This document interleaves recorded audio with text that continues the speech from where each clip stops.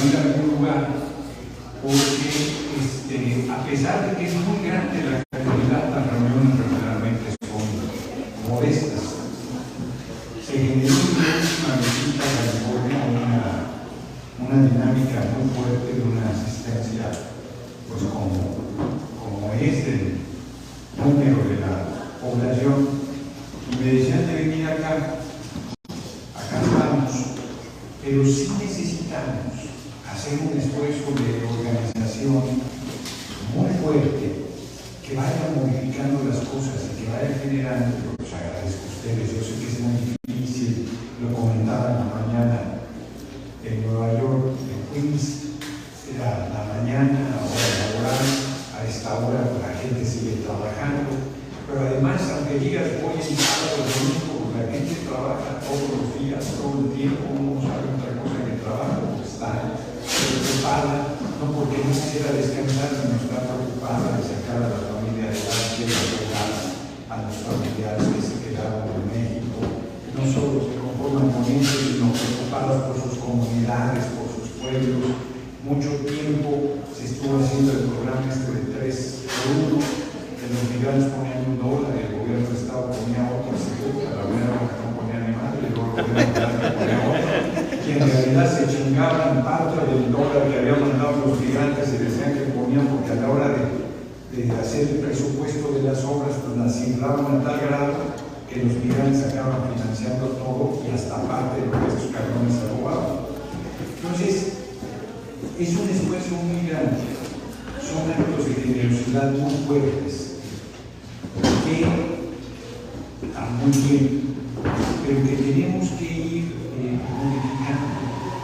Porque, miren, yo no hay lugar, ahorita casi que les voy a platicar lo que digamos en la comunidad, no hay lugar que no me digan, es que tenemos estos problemas, y yo les digo, y es que se nos muere la gente y luego tenemos que hacer este tema que voy a comentar.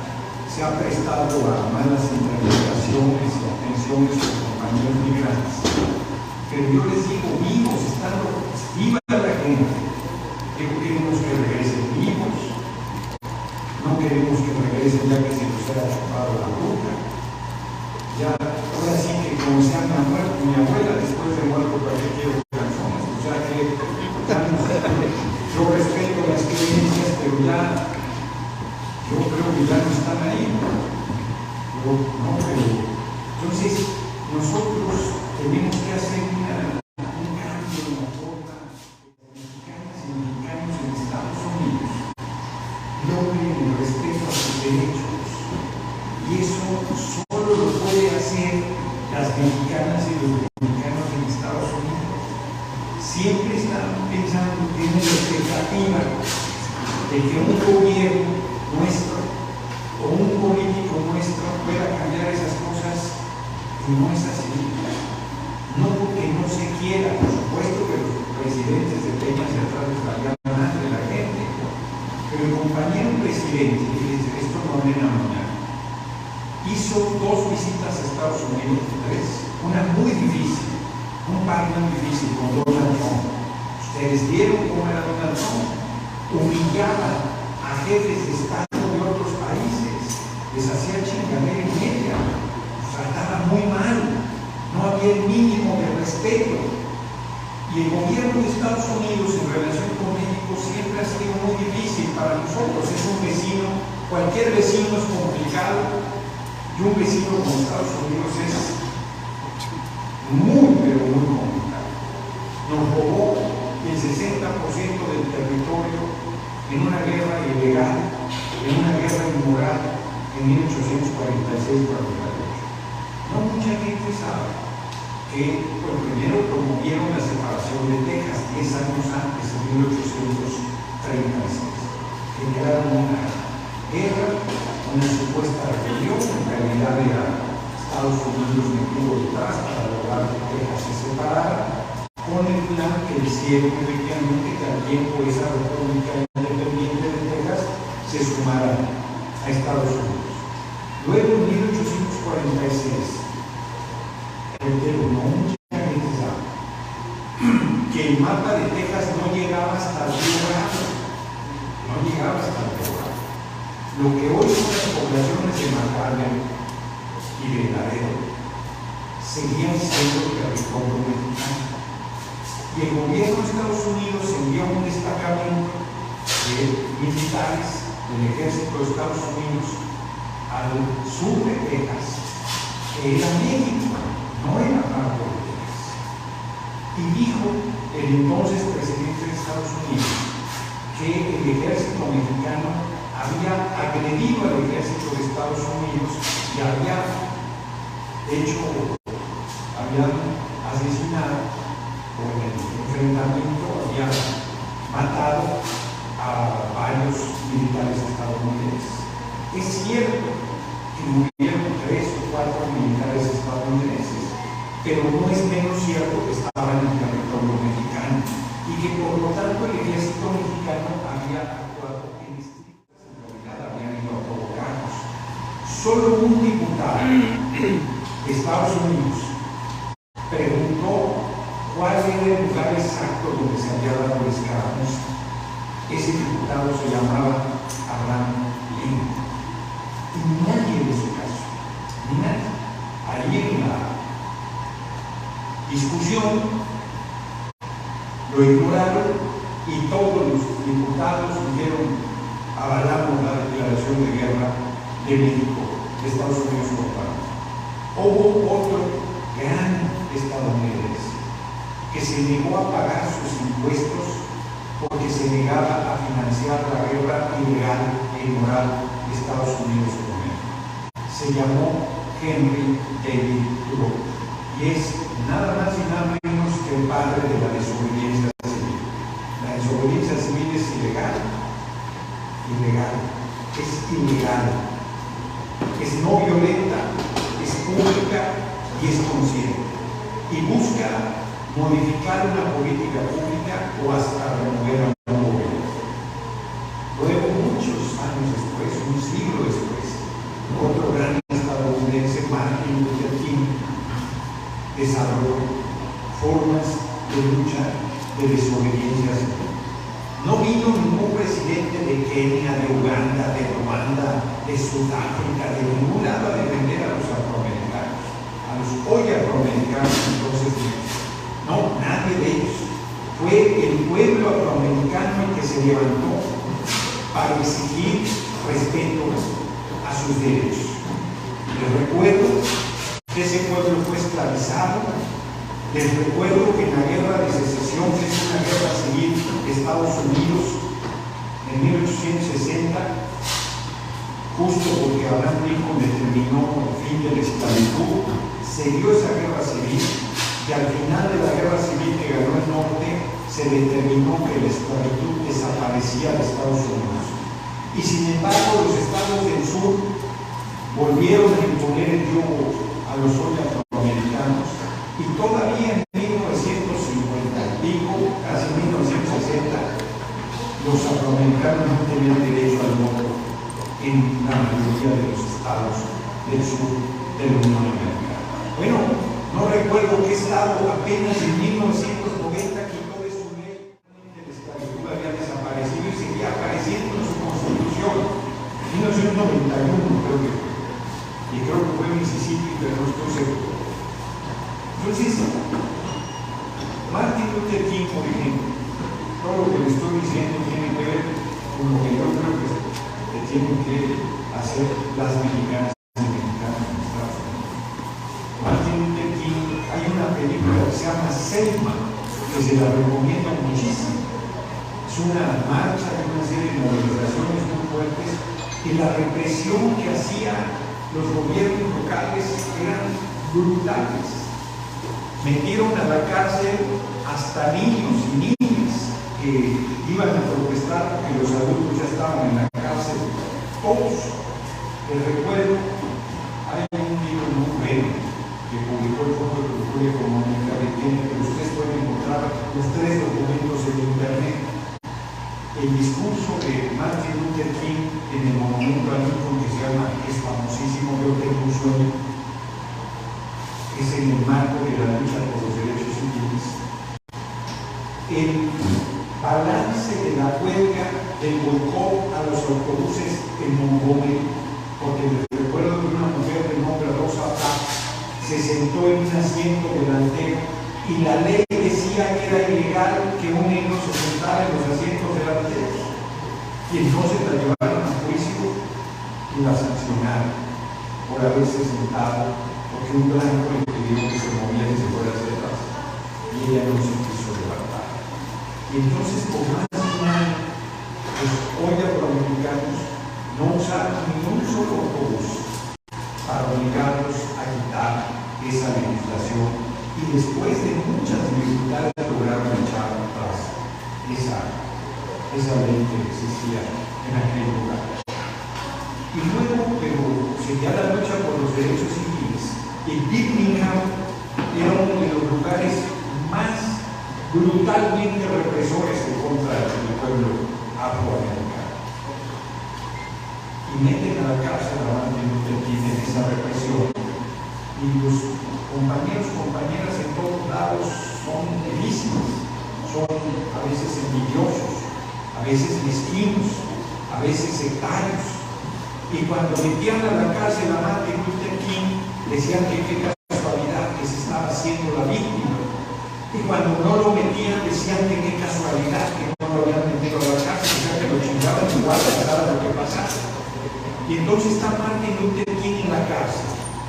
Y la gente de Montgomery, los líderes de Montgomery, dicen que él tiene la culpa de la represión. ¿Qué chingados haces ahí si eres de Montgomery? Que por su culpa está tanta gente en la cárcel, que hay que negociar.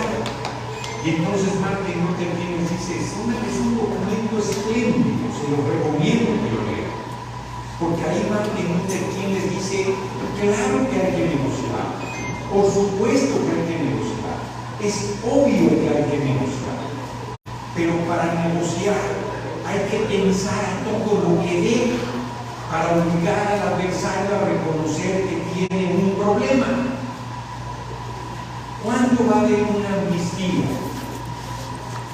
migratoria para el pueblo de México que está en Estados Unidos? Si el gobierno de Estados Unidos no tiene ninguna señal de que tenga que hacer eso. El problema que tiene, ¿cuál es la dificultad? ¿Cuál es la tensión? Al contrario, cada vez son más los millones de mexicanas y mexicanas que trabajan por menos sueldo, que no les dan nada, que no tienen ningún derecho, que hasta una pinche licencia les niegan, y la gente de todos modos ve cómo le hace y lo hace. ¿Cómo se va a resolver eso? ¿Quién va a resolver eso? Yo, me critican, me dicen que no lo diga, pero siempre lo digo, yo soy ateo, no creo en nada. Creo que cuando me muera me chupará la boca y se acabó, no hay nada más. Pero por más creyente que seas, no se va a aparecer ninguna dignidad a resolver nuestra vida. Ni una. Somos todos y cada uno de nosotros y nosotras las que tenemos que cambiar las cosas. Si no las cambiamos nosotros, no las va a cambiar nadie. El compañero presidente hizo su tarea, hizo su parte, vino con Trump, una reunión muy difícil, y Trump, racista, brutal en contra de los mexicanos, cambió ahí su discurso. No solo no humilló al compañero presidente, sino reconoció la contribución del pueblo de México que vive en Estados Unidos a la construcción de la riqueza de este país. Lo reconoció. Es así, no fue como otras veces diciendo que no, son los bajos y son los borrosos y vienen a robar y vienen, no. Tuvo que reconocer que el pueblo de México viene y apoya con su trabajo y esfuerzo a la economía de este país. Si los migrantes tienen una idea, no tendrían ni idea de cuánto dinero manda. No tendrían una idea, porque cada quien le manda a su familia la cantidad que más puede, con mucha generosidad. Y si los migrantes saben cuánto dinero entra, es porque el gobierno de México dice cuánto dinero entró. pero si no lo dijeran ni sabrían el tamaño de la hazaña que realizan. Pero no tienen idea cuánto dinero le dan al gobierno de Estados Unidos. Y yo estoy seguro que al gobierno de Estados Unidos le dan por lo menos, por lo bajito, mínimo 10 veces más. Porque aquí pagan energía eléctrica, porque aquí pagan gasolina, porque aquí pagan alimentos, porque aquí pagan ropa, y todo eso lleva impuestos. ¿O no? ¿Y qué porcentaje de impuestos pagan? Pero además, muy indocumentados, pero a la hora del pago les chingan los impuestos. Los taxes. ¿No? Los taxes. Sí, los impuestos. En inglés es tax, pero en español son impuestos. Y no te dicen, tú eres ilegal, a ti no te va a cobrar los impuestos. Tú eres ilegal, a ti no te va a cobrar. Nadie es ilegal, son indocumentados. Tú eres indocumentado, a ti no te va a cobrar los impuestos. No, mi madre, venga. ¿O no? Sí, claro. Inclusive su salario está cabrón. O sea, a ver, en México me descuentan mi salario, me descuentan el seguro social, pero como no tengo seguro social, me descuentan ¿qué es el ahorro? No sé qué ahorra, bueno. Pues aquí igual, pero no ves nada, no tienes nada. Nada. ¿Quién va a resolver eso? Ustedes. Solo ustedes. Porque por más que presionemos desde el gobierno de México, pues en todo caso, Estados Unidos va a decir, es como cuando voy a un municipio y la gente me dice, es que el alcalde es bien culebra. Pues platícame algo, no es culebra. Es corrupto, ¿qué tal? ¿Y yo voy a venir a cambiarlo?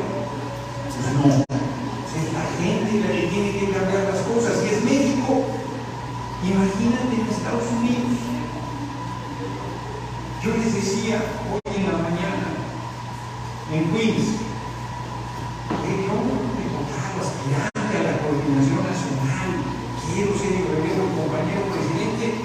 Y si se dicho un pueblo a los de la Guardia ahí, no dejaron pasar, no dejan pasar. Traigo misa en la chingada. Yo no sé si ustedes sabían cuando vino, para que se le paren los pelos a la derecha, cuando vino Fidel Castro a la asamblea de la ONU, al principio de la Revolución Cubana, no lo quisieron hospedar en ningún hotel de Manhattan, ni a él ni a la delegación cubana. A nadie, no lo recibieron. Y entonces Fidel dijo, pues voy a poner una tienda de campaña en el jardín de la ONU. Ahí nos vamos a quedar. Y Malcolm X, que fue un grande de los luchadores por la igualdad entre negros y blancos, Malcolm X, hay una autobiografía buenísima. Nosotros la publicamos en el Consejo Editorial de la Cámara, que fue asesinado en un teatro de Harlem, así de más larga como Cristo Acáteres. Lo mataron igual que a Martin Luther King. También. Martin Luther King tenía 38 años. Y creo que Malcolm X por allá anda ahí. Terribles, ¿sí? Son terribles en la lucha, en el racismo, en la brutalidad, en esas cosas. Estados Unidos ha sido terrible. Su gobierno y los hijos de Estados Unidos. Pero les estaba diciendo yo porque Malcolm X fue por Fidel Castro y se lo llevó al Bronx, y allí en un hotelito pedorro del Bronx le consiguió la habitación y ahí se quedó Fidel Castro. Hay fotos de esa reunión. A Evo Morales siendo presidente de Estados Unidos y miembro a la ONU, lo tuvieron 2 horas en el pinche avión sin llegar por acá en el aeropuerto. Presidente de Bolivia. Bueno, Maduro se quiere, si lo hagan, pero para hablar de Nueva Casa.